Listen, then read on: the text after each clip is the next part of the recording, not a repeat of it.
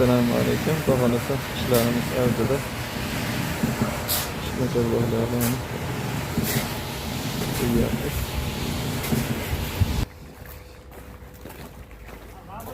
bir kunda 1200 ta atrofida quyilyapti. Xudo xolasa. Stenasi 3.1 mm. Tepa saroyda bunaqa shalaka blok yo'q, qalin. 20-21 kilo chiqadi og'irligi ham. Xohlasa hozir 2000 ta zakasimiz bor ekan, 2200 tagamiz zakasimiz bor ekan. Chiqarlarda ham bor. Murojaat qilinaveradi. Nomerlar qo'yib qo'yamiz.